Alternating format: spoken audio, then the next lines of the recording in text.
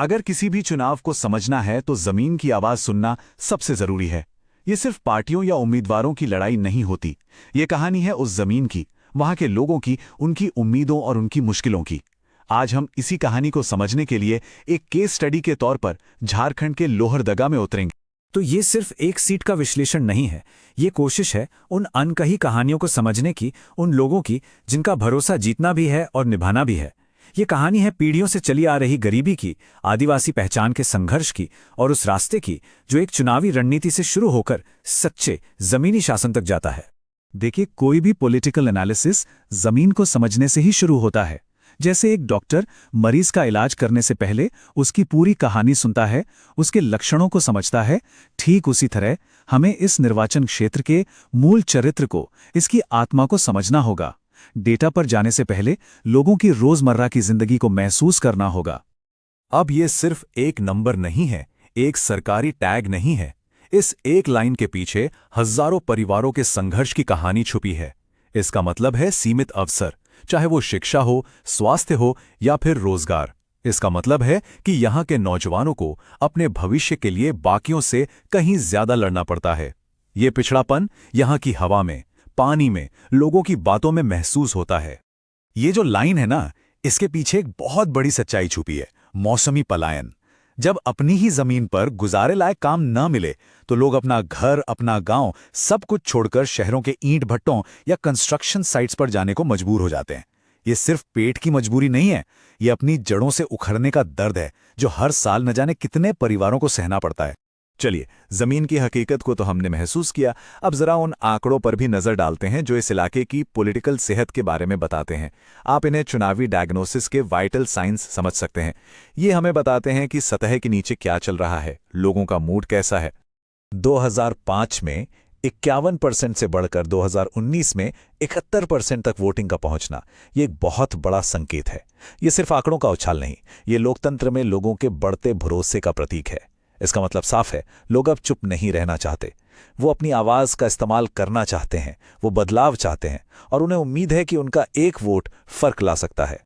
592, बस इतने वोटों का फासला था 2014 में हार और जीत के बीच।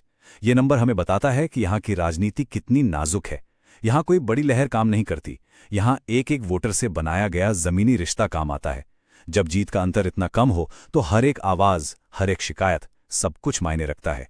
अब जरा यहाँ की बनावट को समझते हैं, क्योंकि यही राजनीति की चाबी है। 57% आदिवासी आबादी, जिसमें उरांव और मुंडा जैसे समुदाय हैं, वही इस क्षेत्र की राजनीति का केंद्र हैं। उनकी समस्याएं, उनकी संस्कृति, उनकी उम्मीदें, यही यहाँ के समीकरण तय करती हैं। साथ में करीब 20% मुस्लिम आबादी और 23% अन्य समुदाय, ये सब मिलकर एक ऐसा सामाजिक ताना बाना बनाते हैं जिसे समझे बिना आप यहाँ की राजनीति को समझ ही नहीं सकते। तो हमने जमीन को समझा, आंकड़े देखे।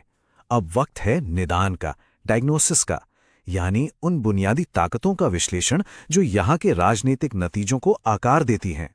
अब हम समस्या की जड़ तक पहुंचने की कोशिश करेंगे। तो यहाँ खेल के नियम क्या हैं? देखिए, राजनीतिक तौर पर यह एक एसटी रिजर्व सीट है, मतलब आदिवासी मुद्दे और लीडरशिप हमेशा सेंटर में रहेंगे। आर्थिक रूप से 42% गरीबी और बेरोजगारी ही वो असल मुद्दे हैं जो लोगों के वोट को प्रभावित करते हैं। सामाजिक रूप से आदिवासी पहचान एक बहुत बड़ी भावनात्मक ताकत है और तकनीक के मामले में स्मार्टफोन बढ़ रहा है, लेकिन टीवी और रेडियो आज भी संवाद का एक बड़ा जरिया है। अब आते हैं उम्मीदवार पर। प्रोफाइल कैसी है? एक तरफ एक काबिल, ईमानदार प्रशासक की छवि है जो पूर्व आईपीएस अधिकारी और वित्त मंत्री रहे हैं।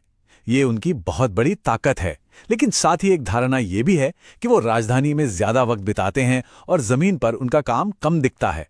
उनकी बातचीत का तरीका भी पॉलिसी पर आधारित है, जिसमें कभी कभी भावनात्मक जुड़ाव की कमी महसूस हो सकती है।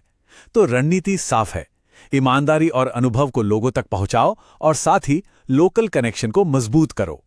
और यहीं पर उम्मीदवार का जो साफ सुथरा रिकॉर्ड है, वो सिर्फ एक पर्सनल क्वालिटी नहीं है, ये भारत के संवैधानिक मूल्यों से जुड़ता है। सार्वजनिक जीवन में गरिमा। इसका मतलब है कि राजनीतिक संवाद की भाषा जिम्मेदार और सम्मानजनक होनी चाहिए। भरोसा सिर्फ नारों से नहीं, बल्कि सत्यनिष्ठा और चरित्र से बनता है। ये स्लाइड हमें दिखाती है कि लोगों की असली तकलीफें क्या हैं। यहाँ लड़ाई किसी बड़ी आइडियोलॉजी की नहीं है, यहाँ लड़ाई है रोजगार की, खेती के लिए मदद की और गांव में सड़क, पानी, बिजली जैसे बुनियादी ढांचे की। लोग अपनी रोजमर्रा की जिंदगी में ठोस सुधार चाहते हैं और यही वो मुद्दे हैं जो किसी भी चुनाव का नतीजा तय करते हैं। ठीक है, डायग्नोसिस हो गया, अब बारी है ट्रीटमेंट प्लान की। अगले 90 दिनों का एक ऐसा ब्लूप्रिंट जो सिर्फ चुनाव जीतने पर नहीं बल्कि लोगों का विश्वास जीतने पर फोकस करता है। ये एक साफ एक्शन लेने लायक स्ट्रैटेजी है जो उन सभी चुनौतियों का समाधान करती है जिनकी हमने अब तक पहचान की। ये 90 दिन का प्लान 3 हिस्सों में बटा है, बहुत लॉजिकल है। पहला चरण है सुनने और समझने का, मतलब जमीन से सीधी जानकारी इकट्ठा करना। दूसरा चरण है जुड़ने का, एक भावनात्मक रिश्ता बनाने का। और तीसरा आखिरी चरण है समर्थन जुटाने का, यानी उस रिश्ते को वोट में बदलने का। तो पहले 60 दिनों में सारा ध्यान जमीनी हकीकत पर है। सत्य टीमों का काम सिर्फ शिकायतें सुनना नहीं बल्कि उनकी पुष्टि करना है ताकि समाधान सही हो। गांव की मैपिंग से पता चलता है कि किस मुद्दे पर कहां ज्यादा ध्यान देना है। गठबंधन की जॉइंट रैलियां एकता का मैसेज देती हैं और महिला स्वयं सहायता ग्रुप्स के साथ मेले इमोशनल कनेक्शन बनाने का सबसे असरदार तरीका है। आखिरी 30 दिनों में सारा जोर संदेश को हर घर तक पहुंचाने पर होता है। लोहरदगा गौरव जैसा डिजिटल कैंपेन लोगों को उनकी स्थानीय पहचान से जोड़ता है। जिन लोगों को सरकारी योजनाओं का फायदा मिला है उनके वीडियो दूसरों में भरोसा जगाते हैं। और सबसे जरूरी, ओराओं और सादरे जैसी लोकल भाषाओं में बनाए गए वीडियो वो सीधे लोगों के दिलों तक पहुंचते हैं। चुनाव एक पड़ाव है, मंजिल नहीं। अब हम बात करेंगे उस चीज की जो चुनाव के शोर के बाद आती है, शासन। असली काम तो एक ऐसा रिश्ता बनाने का है जो भरोसे पर टिका हो और सालों साल चले। देखिए, एक बहुत सीधी सी बात है, चुनावी वादों को जमीन पर शासन में बदलना होगा। भरोसा शब्दों से नहीं, काम से मिलता है।